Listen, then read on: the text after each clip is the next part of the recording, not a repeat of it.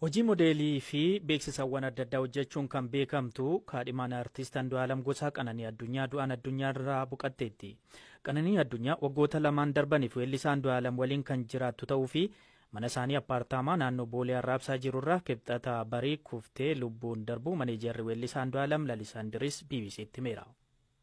Hangammaatti wanti nuti beeknu barii toora isaatii 11tti yeroo dhiyaatutu bilbilame natti himan Qananiin miidhamteerti hospitaala galteetti nafi nu qaqqabinaan jedhanii akka ani immoo baallii Booranaa irratti gadaa Booranaa irratti hirmaachuuf gara Booranaa deemeen ture. Reefuun gara Finfinneetti deemaa jira bakka sanatti argamuu hin dandeenyeen ture. Odeeffannoo aga hammaatti jiruun egaa mana isaanii mana jireenyaa isaaniirraa gamoo 5ffaarraati. Akkamiin akka isheen kuftee fi maal akka isheen taate qorannootu godhamaa jira. Akka ammatti dhageenyetti immoo gamoorraa of darbachuu isheeti.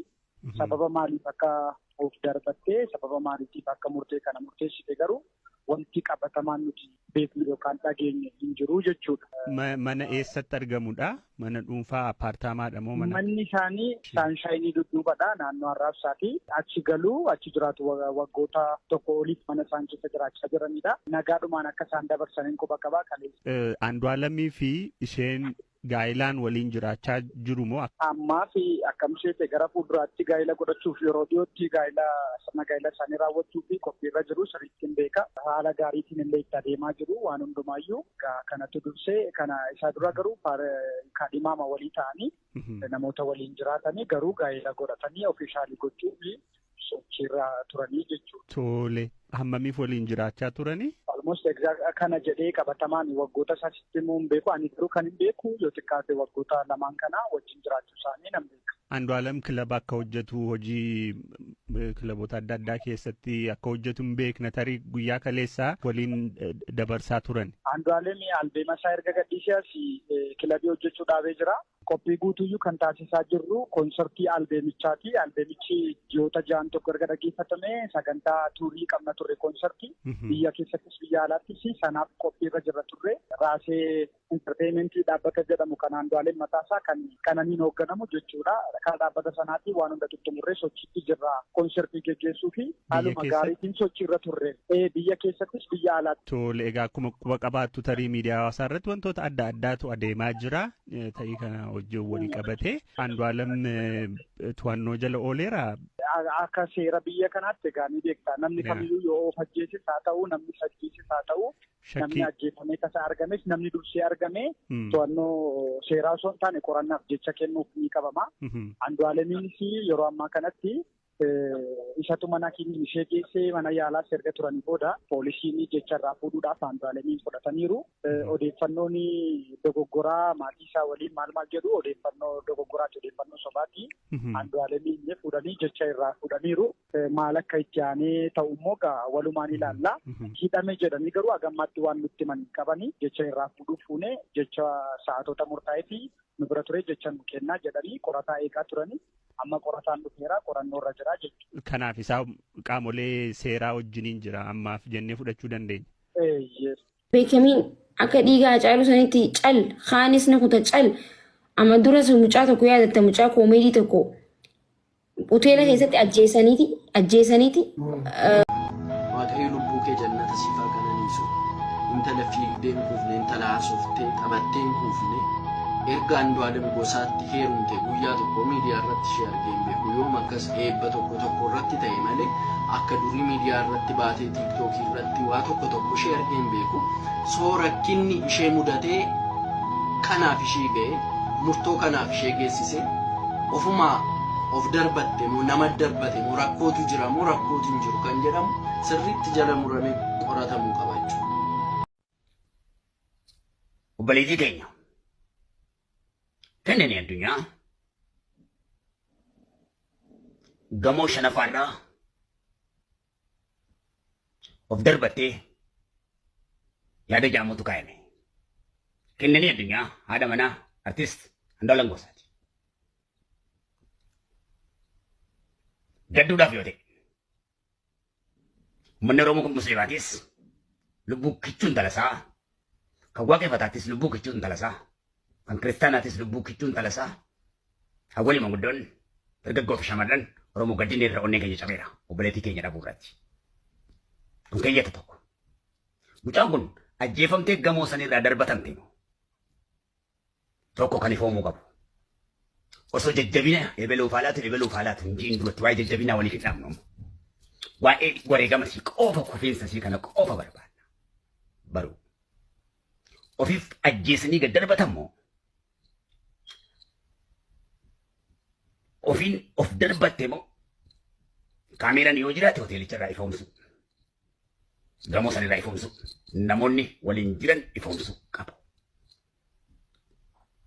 Namni ejjennoo hammana gahu akkamitti ofirratti fudhachuu danda'e kan du'aaf isa saaxilu. Akka namatti ejjennoo ofirratti fudhatu jechuudha.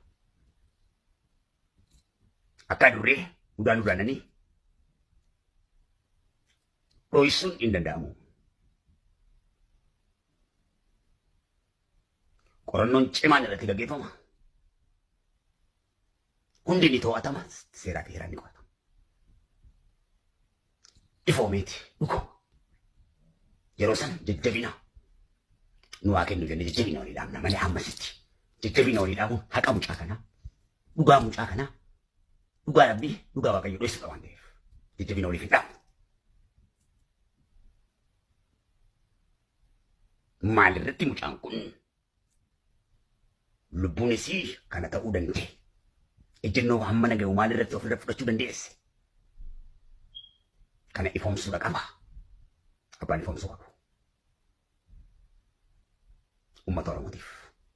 Lubbuun talan Oromoodha. Dhamana artiist Andu'aalam Gosaa Qananii addunyaa yommuu dhaga'u hedduu takka rifadhe. Keessattuu halkan keessa ribaa kaatee gamoorraa of darbitee of galaafattee ija dhamaatiin hin jira. Taateen kun garuu wayii na yaadachiise. Viidiyoo kana harmeen tiyya akka daawwatan hin beeka. Akka hedduu takka rifatanis hin beeka. Harmee tiyya dhiifama gaafachaa garuu ammoo isin barsiisa jedhee waan hin yaadeef isinitti himuu barbaade. Yeroo muraasa dura ture. Yeroo sanitti sa'aatii sammuun kiyya waa hedduun cinqamaa ture. Sa'aatii waa hedduun abdiitti gutadhe. Sila addunyaa kana maaliif irra jiraataniyyuu? Sila badiin tiyya maaliif akkanatti dararama jedhee yommuu itti yaadaa ture. Halkan keessa naannoo sa'a sadiitti ilmaan tiyya raffisee gara kutaa ciisichaa kiyya deemee foddaa kutaa ciisichaa kiyyaa banee foddaarraan gadi ilaale. Yeroo kana waan xiqqishuudhaaf sa'aatii sanitti wanti na cinqaa turte. Garuu sheexanni waa hedduu natti fakkeesse. Waa hedduu natti fide. Yeroo kana ofitti aare. Sila maaliif jiraadhaayyuu?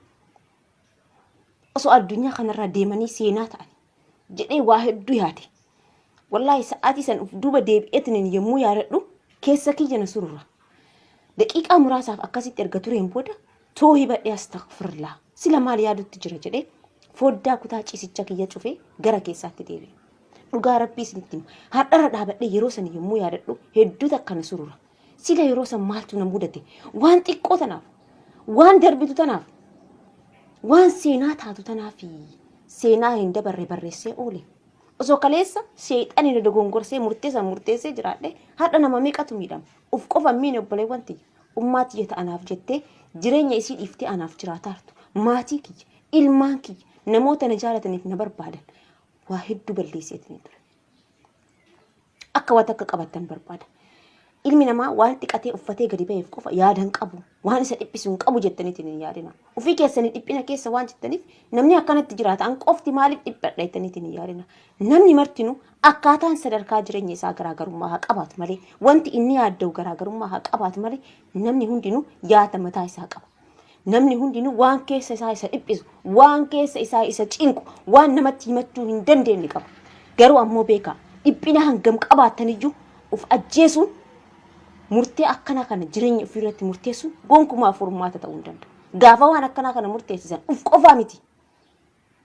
Namoota naannoo keessan jiran, namoota isin barbaadan, namoota isiniif vaaliyuu kennan, namoota miidhama keessan keessaa miidhaman ajjeeftu. Isin takka duutanii dabartanii jirtan. Warroonni addunyaa kanarra jiran garuu jiraa osoo lubbuudhaan jiran isin faana du'u. Kanaafuu waan darbuuf jettanii seenaa hin darbine galmeessisina. Wantoonni akkanaa kun sammuu keessan keessa dhufu too'ibadhaa. Akka amantaa keessanitti warri musliimaatis rabbii keessanitti deebi'aa astaghfirullah jedha deemaa salaata. Warri kiristaanaas deemaa gara kitaaba keessanitti qaraa. Sheexanni waan xiqqoo ulaa xiqqoo yoo argate jireenya keessan balleessuuf barbadeessuuf isinitti baha. Kanaafuu yaada akkanaa kanarraa of qusadhaa isinin jechuu barbaadeeti. mucattiin daa'imituun umurii kanaan kichuu hafte hedduu takka nama gaddisiisa. Oduu gaddaa haati warra aartistii Andu'aalem Gosaa kan taate Qananii Addunyaa ganama saayii tokko irratti gamoo darbii shanaffaa irraa of darbattee lubbuun ishee darbuu dhageenye jirra. Maatii isheetiif firootaa isheetiif jajjabina hawwina. Aartistii keenya Andu'aalem Gosaatiifis akkasuma jajjabina hawwina.